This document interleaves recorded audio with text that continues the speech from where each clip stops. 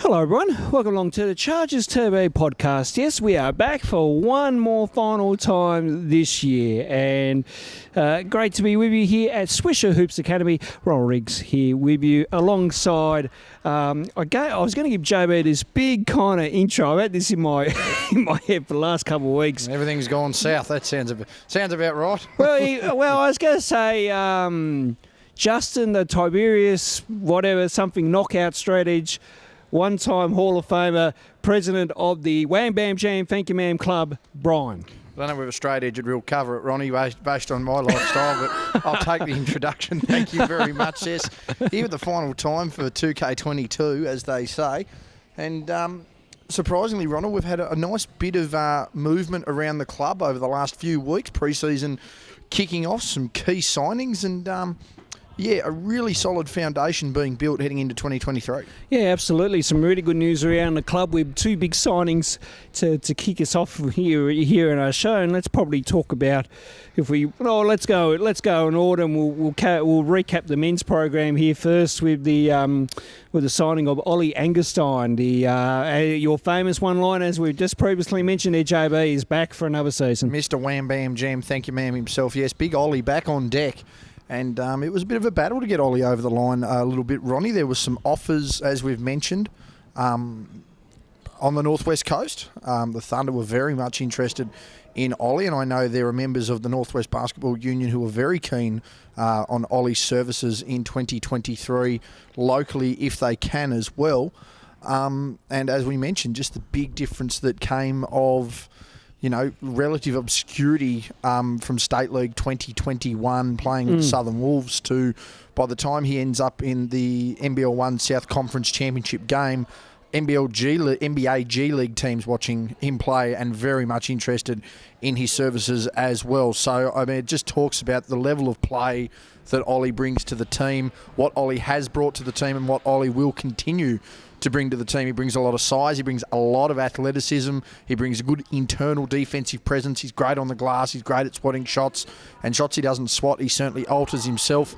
And I think we'd be very much remiss to mention that he's an absolute dunking machine. Yes. I know here at local level, here at SBL, or TSBL in 2022, that he was almost 80 field goals clear of the next person on 2-point field goal attempts. There you go. And that's in a 15-16 game. That's in 15-16 games for Ollie there, just to give you an idea of just his dunking and power prowess. But no, he's going to be crucial there. And obviously with the men's direction, looking at the men's program in a different direction this year. I mean, it's certainly looking extremely local based and extremely local development based. It's good to have Ollie, who's he's lived in Hobart now for a few years. He's very much a talent that's come from obscurity, but he's a really good building block to use and build around something that, as we mentioned last year with Anthony Stewart teams, generally you see them as 3-and-D teams. There's usually a good amount of speed on the perimeter with a good mix of size, but usually everyone can play good defense and they can shoot the ball really, really hard. Well, the team, certainly took a different structure this year in the way that it was played, obviously using Ollie, and then you had Harry Froling coming into the mix. We had Jamar Sandifer, we had AJ Harris, guys that were really athletic, not necessarily great shooters, but really athletic. Harry brought a lot of size, obviously, with Ollie. Then you add Sam McDaniel, who brings a lot of size at the guard position there at 6'4", 6'5". Jared Bairstow, a little bit of size as well. And really built those young guys around to the point where they make that national finals. And we saw the performance of those young guys in that national finals. And I think that was the real catalyst as well for Stewie and the crew, and that just to sort of look at it and go, well, hang on a sec, if we're going to be without our NBL guys, we need to have, we need to have our younger guys and our local guys ready and developed to take that next step. So, Ollie's really key in that. And I think that's going to allow a lot more focus back onto the locals, as we've mentioned. And obviously in pre-season at the moment, there is a lot of young local talent around the place right now, and they're training really, really hard, training the house down before Christmas. Absolutely, and of course we see that here at Swisher a little bit, and it's great to see the men's side started their pre-season training, and kind of comes back to my next question, which is probably, we haven't officially done anything as yet in formally announcing Stewie. I swear this is the worst kept secret going around at the moment, JB, but I think we know deep down that Stewie will commit to next season, but we just nothing publicly as yet from the club. Yeah, nothing publicly as yet from the club, and as we mentioned, we're pretty confident just with the way pre-season's started and the way the structure is around it. I don't think the club would go into a structured pre-season and a hard-working pre-season without knowing their senior coaches. I don't think there's any sporting organisation, semi-professional or otherwise, that would do that. So, again, as we said, there's nothing really public, but I think the club is really working on the basis that Anthony will be about next year. And as we've heard Anthony in his press conferences in 2022, post-season, just saying, really wanting to work on that local base and develop those local players. And I think a lot of that comes back as well to not only the fact that, you go to a national finals and all of a sudden you see that we are our two imports, Ollie and our local guys, but I think it's also looking at the fact that a lot of these younger guys and local guys, they want to go to college and they want to find other opportunities elsewhere. Well, why not present those opportunities to them in Hobart and let them take the next natural pathway now, which is from your local basketball, which is through your state programs, which is through to your NBL 1 programs. And if you're not off to college, well, let's develop you into a really solid pro as young as we can and get you into that NBL system, whether that be through practice squads, whether that be through development, or even if it's to the point where you are just purely on a squad. So, yeah, as we said, nothing really there formally, but as I mentioned, I don't think the club goes full committed into a pre-season without knowing who its head coaches are. And particularly looking at some of the young men that are around as well. They've been around Anthony's teams at a lower level. So to see them in training is not a surprise. So, yeah, as we mentioned, nothing formal there, but I think it's fair to speculate on our behalf that it's more likely than unlikely that we'll see Anthony on the bench in 2023. Hopefully an announcement in the next few weeks or going into the new year on that forefront with Anthony Stewart. Just to quickly wrap up this men's part of the podcast, JB, we talked about it probably at the start of the year with Zach White unfortunately going down with an Achilles. There is talk that potentially Zach would love to come back and play one more season as a bit of a swan song and a farewell. What do we think about that? I did have a chat with Zach on Saturday, actually. I ran into him at the Jack Jumpers game and just asked him how things were progressing, and I heard that he was pretty keen, and he's been clear to run, I think, now for almost a month. Certainly the last few weeks, but around a month I think he's been cleared to run, and he's been sort of getting back into that as well. I mean, we obviously know what sort of an injury an Achilles, what an Achilles tendon injury does. I mean, it's anything in your legs to do with an Achilles tendon, an ACL or a quadricep tendon tear. They're really, really big injuries. Obviously for Zach, as we mentioned, he's a really versatile defender, about that 6'7" range, but he can roll onto a Simon Conn, who's a 6'9", 6'10", and a huge body, and really hold his own defensively there. I think the question is, what sort of player does that come back as? If you want to use the examples of the NBA, I mean, we've seen sort of like the Paul Georges and the Kevin Durant's of the world. Well, we're talking, two of the 10 best players on the planet coming back and being able to revitalise themselves with all the resources and millions of dollars in the world. Zach's had a good time to sort of sit back and reflect on his basketball life, not only his whole career, but particularly his stint in Tassie. I mean, he's been in Tassie around that 10-year mark now. I've always said that I think he's one of the best imports to never really play to the absolute elite level that this state's seen. His contributions to Tasmanian basketball, both in Penguin and certainly down here in Hobart, have been phenomenal. So, yeah, it'd be great to see Zach back up and in the squad. I think the real question is probably on Zach's mind as well. It's probably on the coaching staff's mind. It's probably on his teammates' mind as well. What sort of player does Zach come back as after, an Achilles tendon injury? It'll be really interesting to see. But Zach's a professional. Zach's committed. Zach's pretty honest in the way he competes and the way he plays, and I think he'll be fine. If he's going to come back, it'll be great to see him back in a uniform at least for one more season, that's for sure. Absolutely. And again, hopefully we have an announcement in the new year about Zach, and stay tuned to our social media here at the Mackay Timber Hobart Chargers. Let's talk about the women's program, JB, and what a big signing to kick us off with Alana Smith. Of course, Alana has played in WNBA, WNBL. She's played with the Opals, and Olympian as well too, if you don't mind. Currently playing in Poland at the moment. We were very close to getting Alana last season. Unfortunately didn't fall through. But we've got her signature for this time next season. So huge news coming out of the club there. Well, she's one of the 20 best female players in the country. You don't just have an Olympian, a WNBA player, someone who was really good in the NBL 1 North, a big crucial part of Townsville's NBL 1 North championship team up there with the likes of Steph Reed. As far as female basketball players this state's produced, don't know many other Olympians.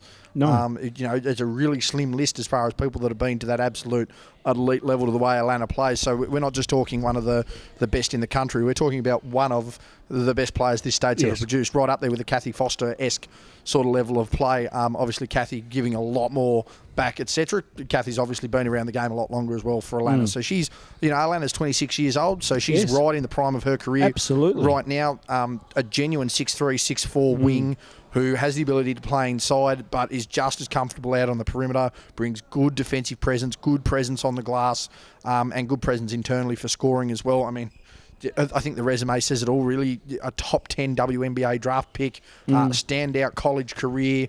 As we mentioned, had her run in the WNBL last year of Adelaide. Yes. Huge run, as we mentioned there, NBL 1 North. We nearly secured her services last year. An Olympian.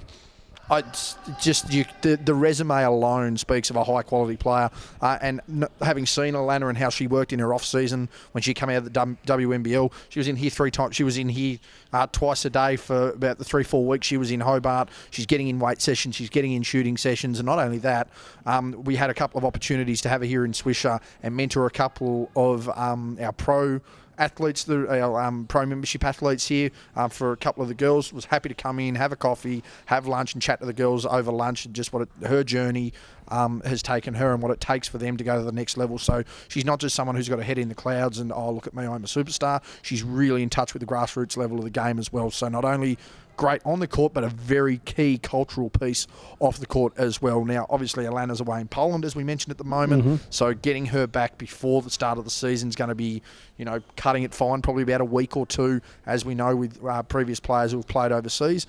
But again, you're talking about one of the 20 best Australian women's basketball players going right now. I don't think the club's too worried about Alana joining the team late. I think the girls are really excited to have her here. Obviously, you've had Sarah Nyhouse and Maddie Stratzman that have been in the team. They're cousins with Alana, so again, she's also got that personal connection to the team as well. So she's going to bring a plethora of things to this team as well. I mean, we're still hearing talks about the potential of imports or not. Again, there's always conversations going around about that. And I think if you look at how the team... you look at the fact that Britt Parker's not going to be able to play this year due to work commitments. Kylie retires after almost 215 games. That's a lot of experience out of this team already. So to have Alana come back in, it feels a very, very big gap. I mean, Dwayne spoke about how we haven't really had a player of this ilk since Kathleen Shearer was playing with the team. So again, it's going to be nearly 5 years for the club since a player of that ilk has been a part of the team. You then, look on the other side of it, having conversations with our previous imports last year in Paige Bradley and Angie Tompkins. I know they are very keen and interested in wanting to come back. They love being down here. Now, whether that happens is another question, of course, as we talk about. But, I mean, just to show what has been switched around in this club in the last 12 months from, a season where they didn't win a game to bringing in 2 high-quality imports who want to come back to all of a sudden securing the services of an Olympian. I think it speaks, it's full credit to where the club is at right now. And again, having Alana here is just going to boost the confidence, and I think it motivates the girls as well during their training to know, okay, Alana's going to come in here. She's not going to muck around. No. She's going to be, foot to the floor, 0 to 100 as quick as we can be, and we need to be at that level or as close to that level as we can be. So she's already had an impact on this club, and she hasn't picked up a ball yet. No, she certainly hasn't, JB. And plus, too, she's a fantastic role model for young girls aspiring to reach the highest levels of the sport as well, too. So this is a fantastic signing, not only by the Chargers, but also this boosts the profile of women's sport here in the state as well too. It's a win-win on all fronts. I mean, as you mentioned there, we're not talking about someone who's just head in the clouds, superstar basketball player. We're talking about someone who, in her own off-season, in her own time, off the bat of a quick little question, was able to have 2 or 3 girls come down, have lunch, sit down and chat with us. She was able to chat through them, what they've got to do, how they've got to work on it, and give some advice there. She didn't have to do it if she didn't want to. She could have just said, "Nah, sorry, I'm on off season. I'm working." She was more than happy to renegotiate her schedule just to sit down. And I know those girls would not have forgotten about what it means for them to have sat there with someone who was an Olympian and someone who's played in the WNBA. It's like, wow, they took time out of their day to chat with me. So, as you mentioned, the role model side of things there, we could not have a better person again. That cultural change at the club is just another step, but it's a big step. It certainly is. Now, you speak about Paige Bradley and Angie Tompkins. Angie Tompkins there, JB. Paigey is just... she signed with a club over in Europe and currently playing over there. I'm not sure about Angie's... Angie's still over in Europe. I'm pretty sure she's back playing in Europe. She was only... Speaking to Angie before she left, I think she had maybe a week and a half at home before she was back on the road. But she's been over in Europe as well, and they've both been playing really, really well. Yes. Now, we've been keeping an eye on them from afar, and yes, the question does beg: will they come back? That remains to be seen. It's always a question, of course, as we mentioned.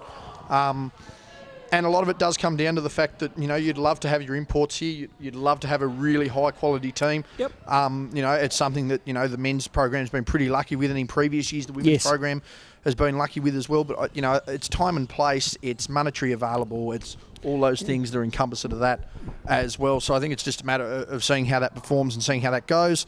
Again, we can't guarantee anything. It'd be really, really nice if they could turn up. Again, you had a point guard that was playing 40 minutes a night. You had a big that was, 20, 10 and 5. All of a sudden, you're talking about a top 5 power forward in the league. You're talking about one of the best, most durable point guards in the league. You're going to add that next to an Olympian. That'd be great. But again, you've got to see how things pan out. The key for it, though, is that when they left, they were more than keen and more than interested to come back. And that's something that the club's been wanting to pride itself on, players returning and staying a part of it. And, whether it happens or not is one thing, but I think that's a real tick in the box for what the club was able to do in 2022, to have those quality of players want to come back and really invest back in the club if they get the opportunity.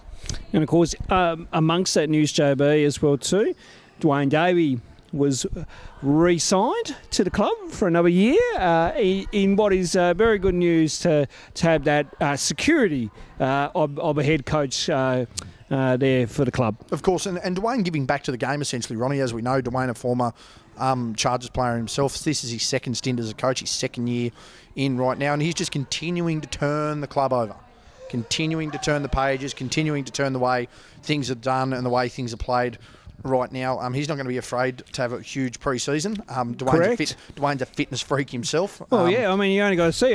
Half the Chargers team was here training earlier this evening. And they're still leaving as we speak. And they're still leaving as they come through. Isn't it? Ball, Chaz Ashland, mate, sorry. No, you can't. We'll let it do, so that's fine. Hi. We're recording the end of season. You've already got to mention. This is our NWE show. Pia, oh my gosh. No. Hi. No. You want to say... We're not even live, we're recording. We're just recording, so no, I can edit this. What up, everyone? Maddie Strasser here. Gee, Maddie, a serious question. How happy are you having Alana coming down here and playing for the club next season? Obviously a cousin to you. How do you feel? Oh, it's going to be great. It'll be great having her home. She's a really fun person. I think she'll get along with everyone on the team. Get along with everyone on the team. Is that what I said? Yes, you've heard it here first. Extra emphasis on the get along with everyone on the team. But she's a really fun person. She is so fun. So great. Apparently she's fun. She's really good at basketball. Oh, she goes okay. So that helps. Yes, she's good. One of the 20 best women's players in the country. She's all right. Yeah. Whatever. I did beat her one time on the rack. So. Did you turn the PlayStation off after it? It was real life. We'll clip that up and send to Alana, I think. There you go. Happy Hanukkah, girls. Yes.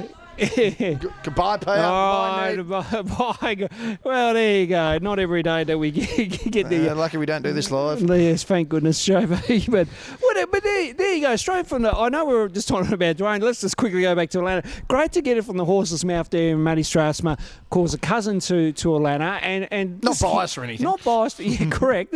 But hearing that's just got to be a positive influence on the group already. Absolutely, and the girls are clearly keen to have her here. As I mentioned, it's for a lot of them too. It's what do they like off the court?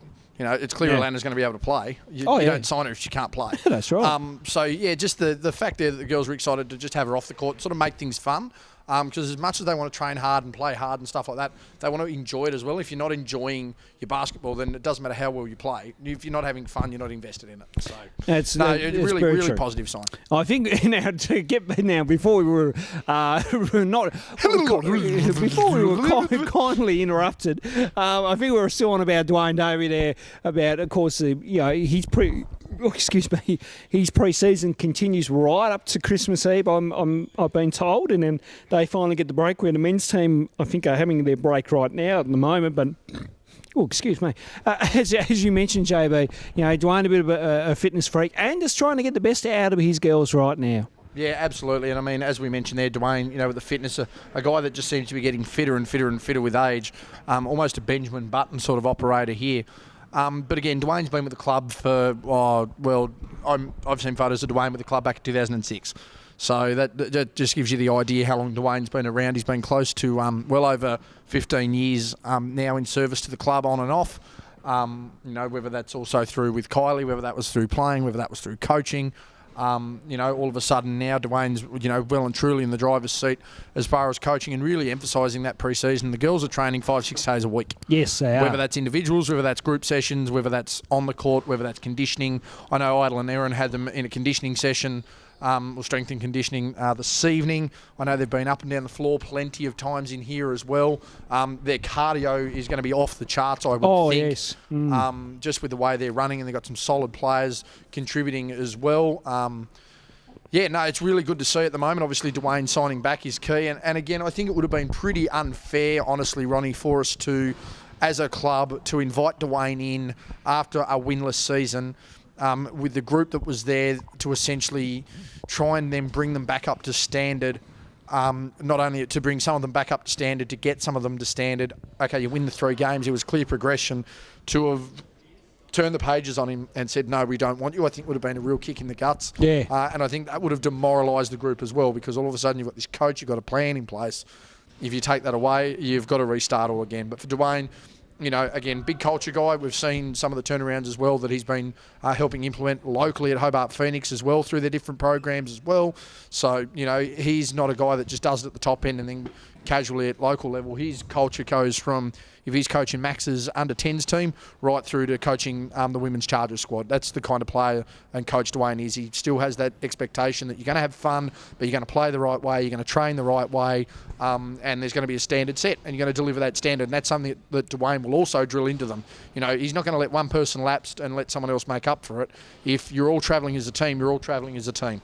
You can only move as fast as your slowest player, so to speak, but he wants everyone moving at a really good pace. He wants them training well. He wants them conditioned. He wants them strong, because he understands the talent that's in this group. He understands the talent that he's already got coming into the group or could potentially have into the group again, and he wants them, and to that level and to that standard. He understands that they were really competitive in a lot of games this year.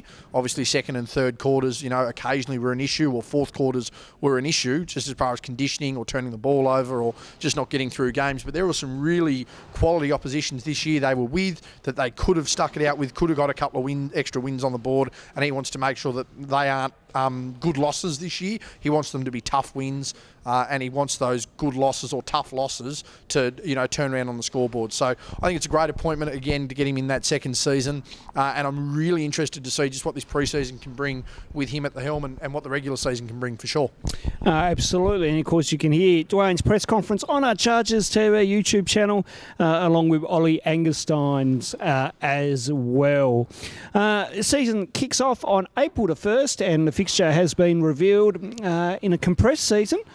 I believe at 13, 14 rounds, JB, and we kick-started off once again up on the Northwest Coast as we take on arch rivals, the Launceston Tornadoes and the Northwest Thunder in a doubleheader up in Ulverston. Yeah, it's going to be an absolutely barn burner of an opener. Of course, you and I keep an eye on all basketball around Tassie, yes, Ronnie, and it's fair to say that the Northwest Thunder themselves are going very local once again, and they've got a nice key return as well coming in. Yes. Obviously, Callum Barker, a former Charger and Yes. everything. He's now playing up on the northwest coast. And Cal, to his credit, again, I know this is a Chargers podcast, but Cal has done a lot of work on his body in the last 12 to 18 months. So it's good to see him back fit and Yes, playing. absolutely. And he's going to be a massive inclusion for Oh, them. my Of word. course, we've seen a lot of the young ones and key pieces for them playing state league as well.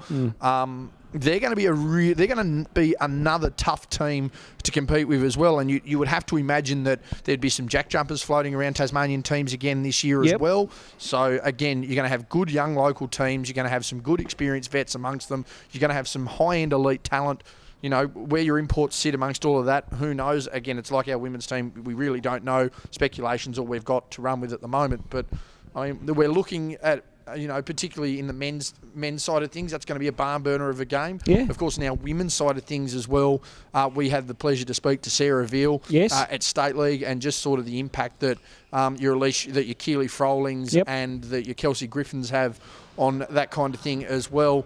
You know, that women's team's a really strong women's team up in Launceston as well in the Tornadoes. So, you know, when you look at the standard bearer of basketball right now, I mean, the Torns were, you know, a couple of decisions here or there from being a top 4 team last year, potentially being a grand final team last year. That's how tight the women's competition was in the South. That's how high-end the competition in the overall in the South is. As a conference, I think it's us in the North, realistically, that are probably the two best NBL 1 conferences going around. So they're going to be barn burners of games. They're going to be huge matchups. Of course, we will get the return later in the year, I do believe. In the final round, once again, as always. JB. So we bookend basically the season with our derbies, which is really, really good. They're going to be tough matchups. It doesn't matter what way, whether you're a Launceston fan, whether you're a Hobart fan, whether you're a Northwest fan, they're going to be tough matchups. And that's just from what we're seeing signed on paper at the moment right now. That's not including what could potentially happen in the next couple of months. But as you mentioned, a condensed season, 14 rounds. I think a lot of that comes on the back of, number one, an extended NBL season 21-22. Yes. Which saw, you know, everything flow over. Then all your NBL players go into your NBL 1. But then when your national titles come up, all your NBL players are back out because they're back in pre-season. Yeah. So I think the whole idea now is that we get the NBL season out of the way, few weeks break, into your NBL 1, few weeks break, into your pre-season for your NBL. I think that's the real key they're looking at right now. And I think a lot of it's quality control. The last thing they need, and I'll use the example of, say, you know, you look at a Sam McDaniel who gets injured playing in the NBL 1 South, you know, in that game there in the final, all of a sudden it hurts his jack jumpers situation, or vice versa. You've got fringe players who, okay, our NBL season's coming down or we're out of our finals. Ideally, we want to try and get our reps in at the NBL 1. The last thing you want is, okay, your NBL is your priority, but if you're going to get injured and can't get your genuine reps in your off-season in, then you're in trouble as well. So I think there's a bit of management on that as well, so credit to the league on that.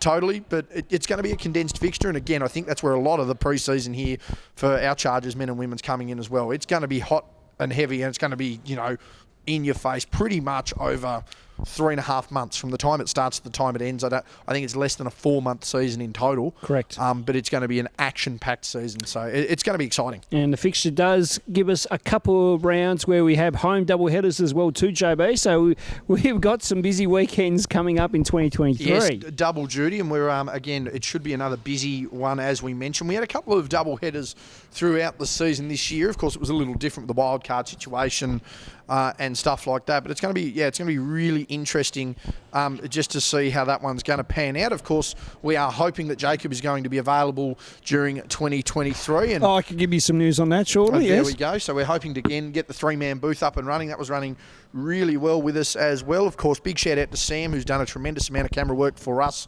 during State League and certainly helped us out through most of the season as well. We're looking to have him back on board as well. Louis still floating around with the graphics, of course, as far as we know. He's still all clear and ready to go on that. But we've got a really good media crew running around right now.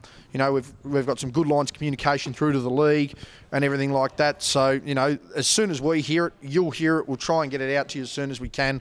But yeah, we're getting really pumped and really psyched for what's going to be, as we mentioned, a condensed season. It's going to be flat out, but it's going to be an action-packed season. Absolutely. So the news on Jacob Dewar is, yes, he's recommitted for next year with us, which is fantastic.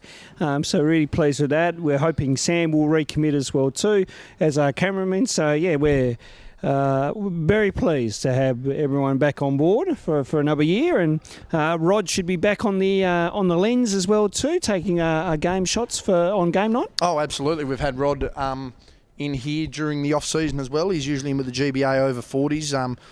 Practicing with the Masters team and that running around. So Rod's, for everyone that wonders whether Rod's just a photographer, no, Rod's about the game as well. So that's really the key. I mean, other than Sam, who's a really good camera guy, and I think that's probably the help too, that Sam's a really good camera guy, not just a hoops head like the rest of us.